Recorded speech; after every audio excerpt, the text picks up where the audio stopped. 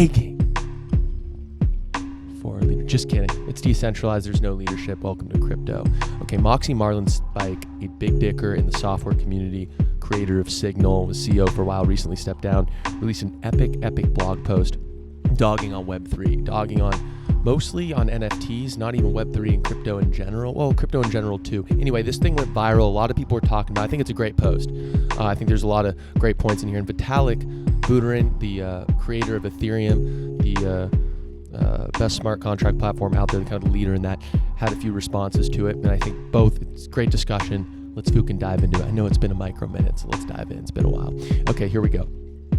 So first of all, I just want to say a lot of respect for Moxie Marlinspike. The guy's an absolute cobra. He's a total beast. I've talked about this show, pretty much every show. I talk about Signal, open source, end-to-end encrypted messaging app. Huge fan of that app. It's the most secure app out there, bar none. It's the Whisper, I forgot the name of the protocol, Open Whisper Systems. I forgot the name of the protocol.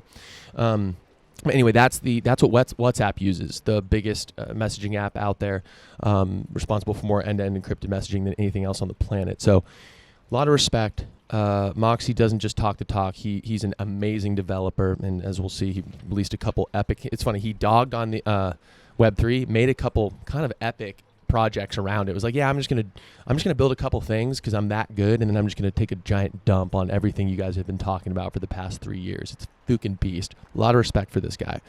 So let's dive in here. So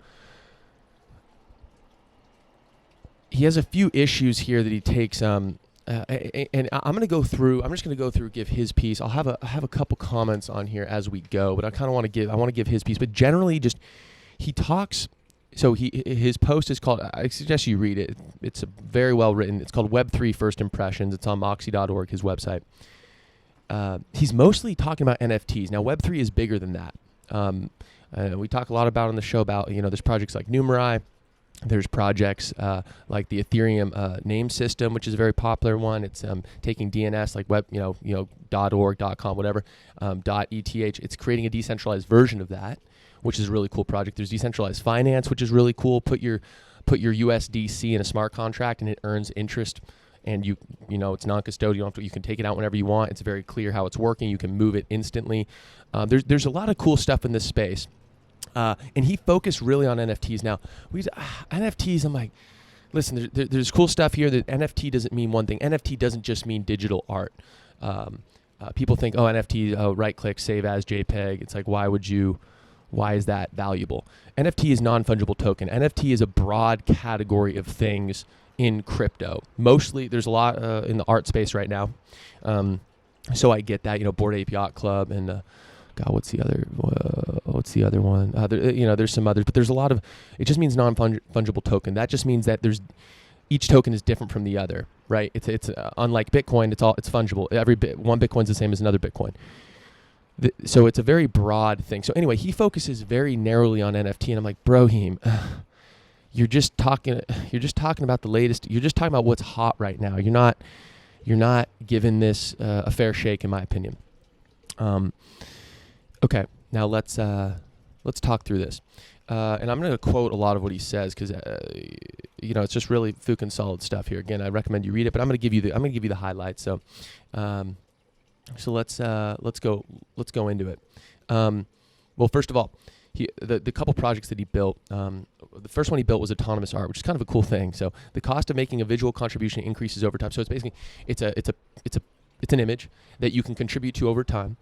And change it. So, 10 people have changed it before me. I can change it, be the 11th person, then the 12th person, etc. So the cost of making this is a direct quote, the cost of making a visual contribution increases over time, and the funds a contributor pays to Mint are distributed to all previous artists. This is hilarious.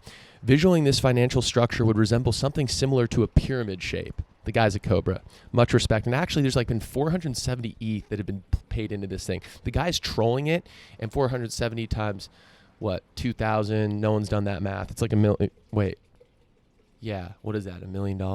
Wait. 1,000, 470, 4,700, 47,470. Yeah. It's like $1 million at today's prices. 1.2 million, something like that, which is crazy. So if you got in early, you've gotten a piece of the action from other people that have paid before you. Anyway, it was just an example. We'll dive into it. And the other one is first derivative, which I don't think is as cool, but it's still, cool. It tracks an underlying NFT, tracks the price of it by getting by getting I think the latest bid on it or something like that. Anyway, we'll dive into it. Okay, so here's the first issue he takes with blockchain in general. So when people talk about blockchains, they talk about distributed trust, leaderless consensus, and all the mechanics of how that works, but often gloss over the reality that clients ultimately can't participate in those mechanics.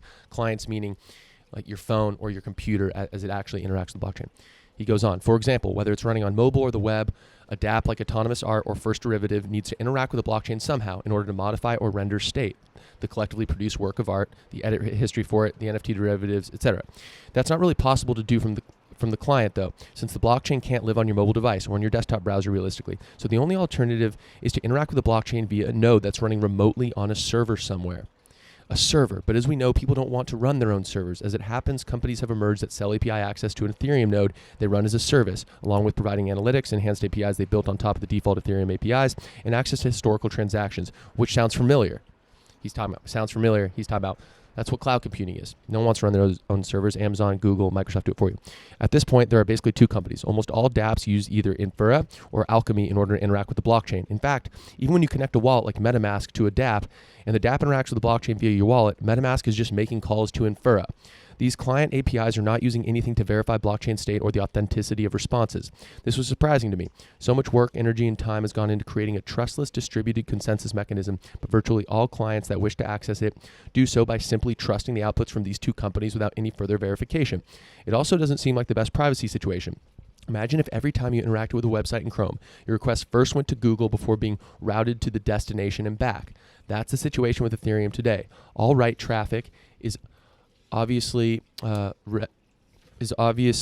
already public on the blockchain, but these companies also have visibility in almost all read requests from almost all users and almost all dApps. Partisans of the blockchain might say that it's okay if these types of centralized platforms emerge because the state itself is available on the blockchain. So if these platforms misbehave, clients can simply move elsewhere.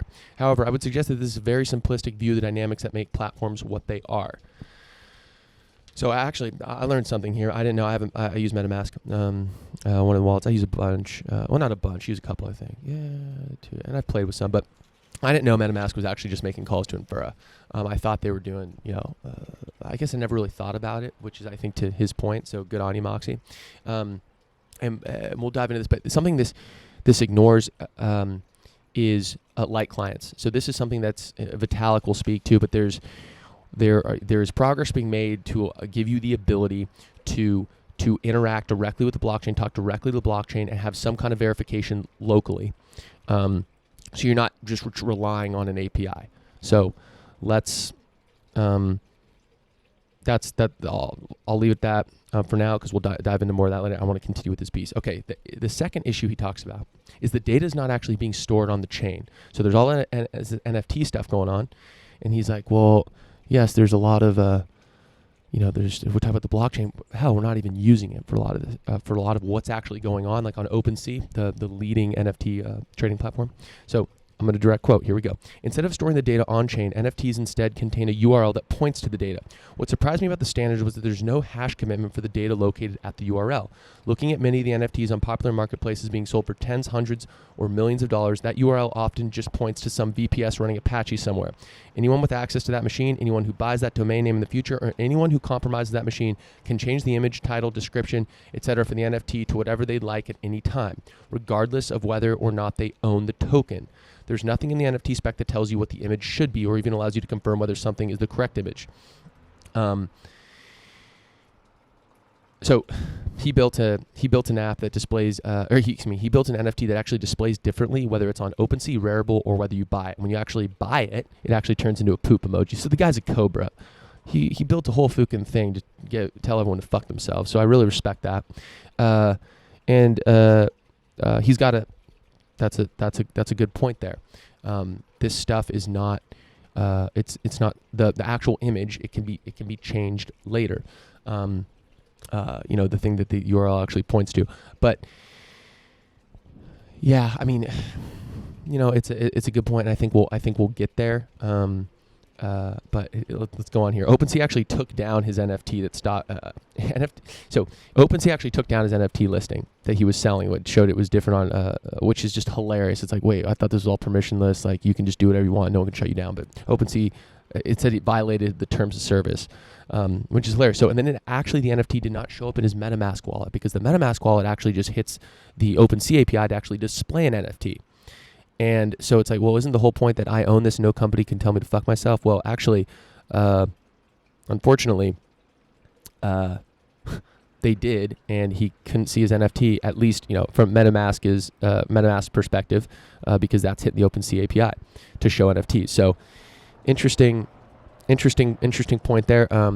I think this is one of the building blocks I think that's going to come online with crypto. And also, realistically, like if you have a Bored Ape or something and it's pointing to something, and then that gets changed later, kind of the OGs know the deal. Now, this isn't a great argument. I'm just saying, like, if it could change something else. And I don't exactly know how that particular project or where those images are stored, how that works. But that's just an example. It's like, okay, CryptoPunks is the other big one. So, yeah, take your point. Again, though, he's dogging specifically on NFTs as we go through this. Well, mostly NFTs. He does kind of take a step back, but let's keep going. Given the history of why Web 1 became Web 2, what seems strange to me about Web 3 is that technologies like Ethereum have been built. He doesn't capitalize Ethereum either. No respect for it. Have been built with many of the same implicit trappings as Web 1. To make these technologies usable, the space is consolidating around ... platforms, which is what Web 2 is. Web 2 is your Googles, your Microsofts, your Facebooks. It's the big tech companies, and people all use that shit. And Web 1, in the early Web 1 days, it was you hosted your own server, and everyone kind of had their own shit. And everyone's like, hosting your own server is a pain in the ass. Let's just let the big guys do it. And he's saying that same thing is happening. But his whole point is, well, isn't Web 3 supposed to be an antidote to that? He goes on, when building first derivative, it would have been great to price minting derivatives as a percentage of the underlying value. The data isn't on chain, but it's in an API that OpenSea will give you. People are excited about NFT royalties for the way they can benefit creators, but royalties aren't specified in ERC 721. That's the specification for what an NFT is. And it's too late to change it. So OpenSea has its own way of configuring royalties that exist in Web 2 space. Iterating quickly on centralized platforms is already outpacing the distributed protocols and consolidating control into platforms. He goes on, I think it's a very similar situation with email. I can run my own mail server, but it doesn't functionally matter for privacy, censorship, resistance, or control because Gmail is going to be on the other end of every email that I send or receive anyway. Once a distributed ecosystem centralizes around a platform for convenience, it becomes the worst of both worlds. Centralized control, but still distributed enough to become mirrored in time. Okay, email is actually a bad example because email is one of like the all-time great, the SMTP protocol. First of all, Gmail doesn't own that thing. Yeah, there's a lot of Gmail users. There's also a lot of, Outlook users. There's also a lot of, there's also other email services that they're able to compete with the Google, like Superhuman. I haven't used any of these. There's, Fucking Apple Mail, which I guess isn't, they have, iCloud, but if you use Apple Mail app through, it's still, on top of a Gmail, it's still using Google service. But my point is that protocol is like anyone can set up an email server. And most people don't, but it's like you can play ball with it. And companies, and that's why the max attachment size is 20 megabytes. It's frozen in time. So I wouldn't say Google has this thing by the balls, right? This is email is like an amazing. It was started decades ago, and people, it's still a pretty simple thing. You can set up an email server, and like that's a beautiful thing. And new companies can compete on top of it. So I think he overstates that one a little bit because I think email, maybe if he was talking about some RSS, which kind of went the way of the dodo bird, real simple syndication, that was like Twitter before Twitter, kind of. Really cool technology, but it was just too simple to iterate quickly, and it was just an open standard, and that's dead, pretty much dead. Some of the OGs use it, but email is, I think, a bad example here. But again, this guy's a cobra, so give him the respect he deserves. So, okay, let's go on. Seems like we should take notice that from the very beginning, these technologies immediately tended towards centralization through platforms in order for them to be realized. This has zero negatively felt effect on the velocity of the ecosystem, and that most participants don't even know or care it's happening. I was guilty of some of this stuff, was news to me, I'll admit. This might suggest that decentralization itself is not actually of immediate practical or pressing importance to the majority of people downstream, that the only amount of decentralization people want is the minimum amount required for something to exist, and that if not very consciously accounted for, these forces will push us further from rather than closer to the ideal outcome as the days become less early.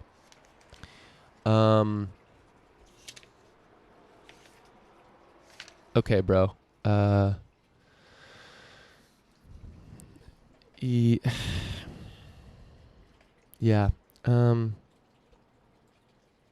We'll see.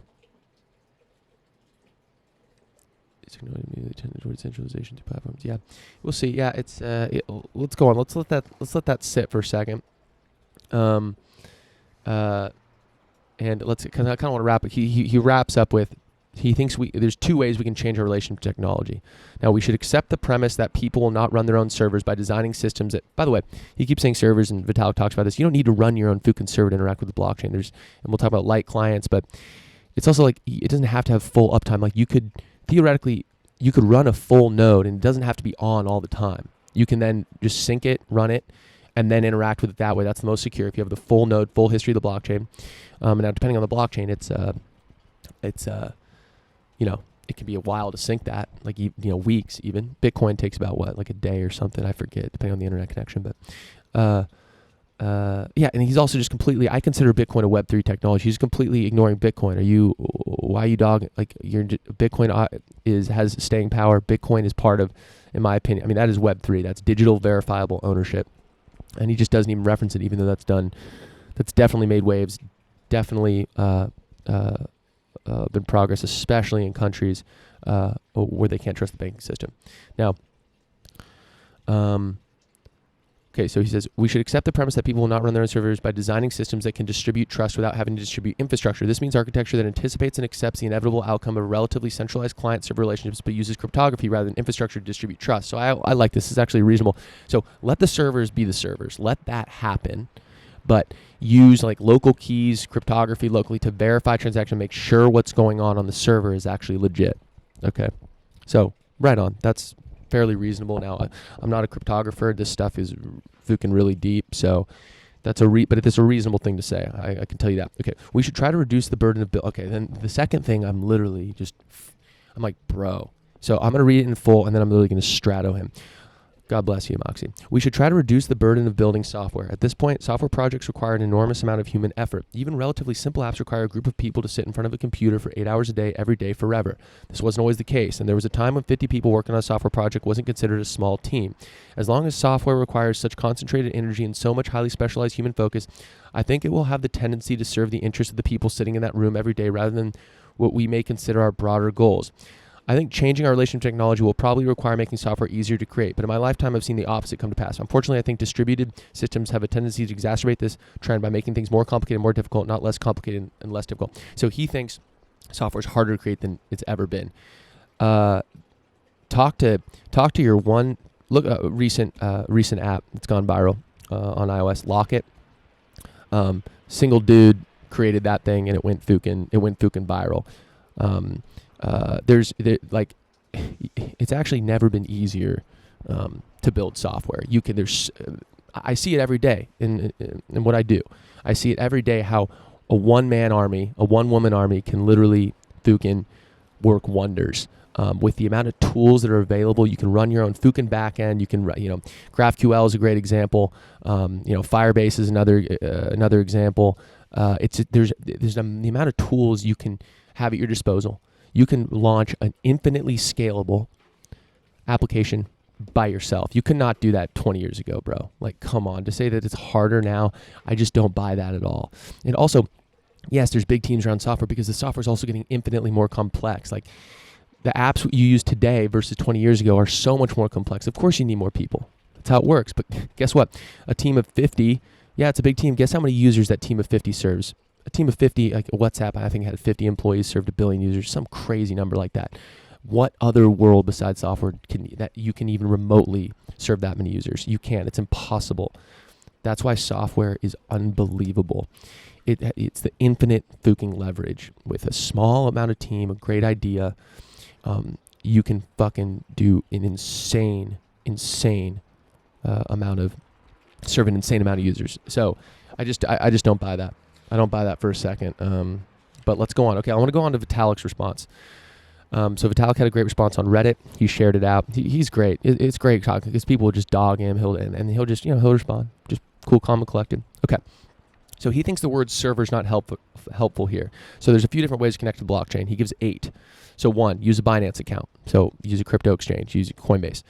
And it gets more and more secure as he goes. The second, run a piece of code that asks the Infura API endpoint. This is what Moxie was talking about, what the blockchain state is. Trust the answer. However, keys are still kept locally. The code signs transactions locally and sends them to Infura API endpoint to be rebroadcasted. Yeah, that's another thing. So just because you're using Infura, if you have the keys locally, it's not like Infura can just send crypto for you. No, you have the keys. You have to sign the transaction, and that's the only way it works. So, and Moxie kind of glossed over that. Okay, no, he completely glossed over it. Number 3.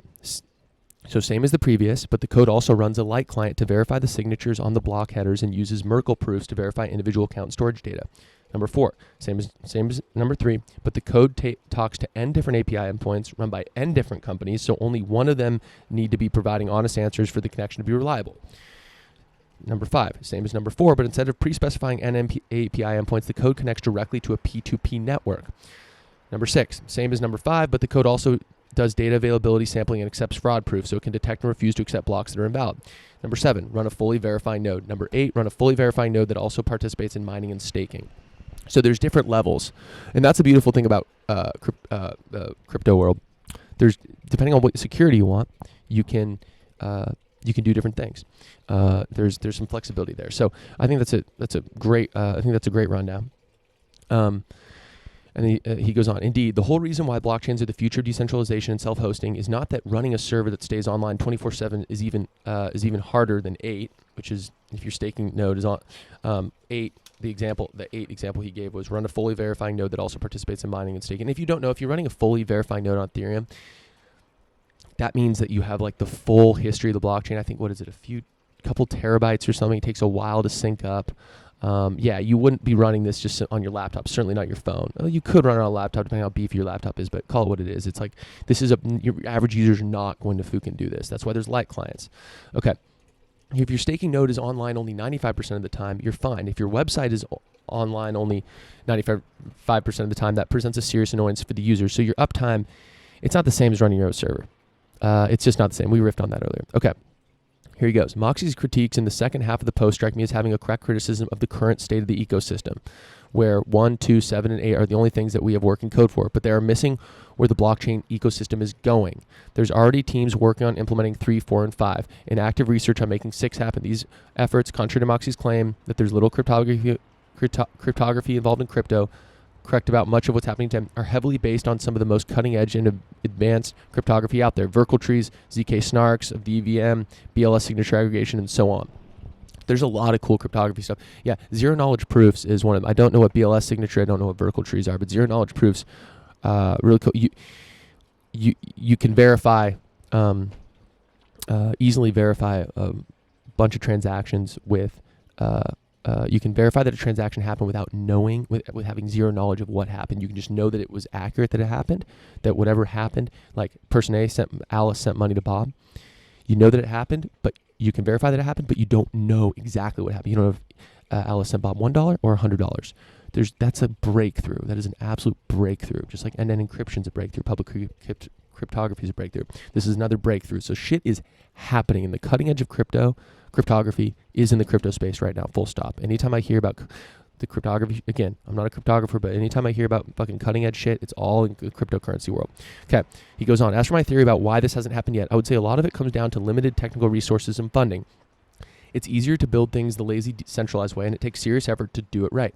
The Ethereum ecosystem did not have that much resources up until about 4 years ago.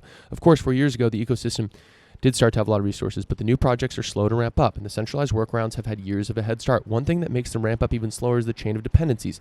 In order to have light clients, we need to have a light client-friendly chain, which is a deep change of the protocol that's been talked about for years, by the way, that they're just starting to hit their stride on. And so the only realistic opportunity to implement is to switch to proof of stake, and we're only now at the point where we have the proof of stake, and full integration with the merge is coming soon. Fortunately, the dependencies are being attacked and resolved one by one, and there has already been a lot of progress. Once the general purpose hard legwork is done by a few dedicated teams, building trustless applications will become much more feasible for all dev teams. That would just need to plug in the libraries.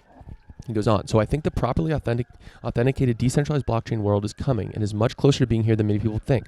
Of course, it's always possible that all this tech will get built and many people will not care, but I'm more optimistic. Users generally accept defaults, given by developers, and many developers really do genuinely care about decentralization and trustlessness. And growing legal issues with running centralized points of trust will push them to care more.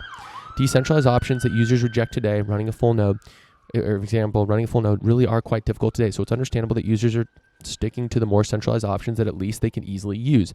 None of the proposals outlined here are anywhere remotely as difficult. And even running a full node itself will get easier and cheaper over time as ideas like statelessness and history expiration come into play. So I see no technical reason why the future needs to look like the status quo today. So I've got a node running right behind the camera in the living room, Ethereum node and Bitcoin node. The Ethereum node, even recently, there's this thing called SnapSync. I think it's called SnapSync. So if I delete the entire blockchain from my computer, I can sync up very quickly. And what it does, this is an innovation. Before it took a lot longer. So this syncs up with the blockchain a lot more quickly. So it doesn't it's not doesn't have the full history, but it can verify the history as it goes, and it keeps kind of a skeleton state of it, so that it can verify that it's on the right chain and verify these transactions, but it can also sync more quickly. So there's a balance there. Very interesting. So another thing that I'm surprised Vitalik didn't bring up at all, and Moxie didn't even address, was layer 2 technology. So layer 2, I think they're like Optimism. There's a few others, at least on Ethereum, that allow. For Bitcoin, layer 2 technology would be the Lightning Network. It's a network on top of layer 1, Bitcoin's layer 1, Ethereum's layer 1, that allows you to make transactions a lot more quickly and more cheaply. It's not as secure, but you don't need max security for everything. If I'm sending $1 billion, well, I'm do that on layer 1. If I'm buying a cup of coffee at Spookies, I'm going to fucking use layer 2, because why not? It's $4. It doesn't need to be the most secure thing in the world, and the fees are a lot lower. So there's a lot of teams working on this shit. There's a lot of, we're still early. In 30 years, we're still early, man. Shit. In 40 years, you'll still be saying, we're still early, man. Just wait. But no, I think we are still early. Yes, and he said 10 years. It's been around. Yeah, Bitcoin's been around for 10 years. Okay. Also, when the internet was around, it took a lot longer. Not that this is a huge breakthrough. The internet was around. It took, when was the internet? In the 70s or some shit? It took, before people really started going, it took a while. It took a few decades. So I think we're early. That's why this shit's so fun. Plus, this is where all the cool shit's happening, straight up. I don't see... Yeah, this is just where all the cool shit's happening. Okay, another thing I want to say, Moxie, God bless you, brother. But you give a couple, we have to change our relationship. And I've heard him on Joe Rogan. I listened about an hour of that podcast. He's a bit of a communist, maybe I shouldn't call him a communist, but he's definitely not. He's not a pro-capitalist guy. And he's like, anyone that has ideas about, we need to change our relationship with, or we need to do, it's like, bro, are you collectively, is the whole world going to hold their hands and say, I'm just going to change my attitude? No, the only way people change is if something's easier. If something's easier, they're going to fucking do it. If it's not easier, they're not going to do it. So we're not going to have some kumbaya wake up moment. Okay. That's not how this works. It's like, if it makes sense and it's going to benefit them in the long run, they will change. Otherwise, they're not going to say, you know what, I'm going to stop using Google, or I'm going to stop using Facebook because, whatever, any number of reasons. Like, no, I can mess with my friends on Facebook. I can share photos and see baby photos from the high school homies. Okay. Like, create a better system. If you want to change, if you don't like big tech, you got to compete with it, and you got to beat it, and you have to have better tech. So Moxie, anytime someone says an alternative, like dogs on something, and we do this all the time. I dog on shit all the time. Well, then what's the alternative? And if you can't think of an alternative, maybe it's actually the best solution. Now I'm not saying Web2. I'm not saying where we are technologically that's the best solution. I'm just saying, if you're going to dog something, okay, what's the alternative? You're going to dog crypto, okay? What else should we do? There's a lot of really cool. Listen, there's a lot of shit up in top crypto. There's the NFT stuff, there's the Bored Ape bullshit, whatever. But if you look through all that, there's fundamental technological breakthroughs. Okay, there's a lot of serious, hardcore computer science problems being solved. Bitcoin solved the Byzantine generals problem. How do we reach consensus when we trust no node on the network? It's unbelievable. That was a problem that hadn't been solved for decades. It was solved. Okay, so there's hard computing being solved here, and it's a fucking beast. Okay, the other thing is that I love, Moxie, Beaster, mobile coin, a cryptocurrency is built into your app, built into Signal. And I know you were pushing for it. So that's Web3, Beast. Call it what mobile coin. It's a privacy preserving coin, kind of like Zcash. So if you send, or Monero, you send money to someone no one can see. Also, it's weird. Mobile coin, I tried to understand it. I haven't looked it up in a while. The last few months, where are the nodes? Can anyone be a node? Is it a centralized server? I don't even know what the fook's going on with it. But anyway, he's experimenting with crypto stuff in Signal. And what's his name on The Verge? God, he's the guy with the hair. Talks about the platformer. I think he has an email newsletter. Casey. I think his name's Casey. Fuck. He liked my tweet once or something. He's a chill dude. He said,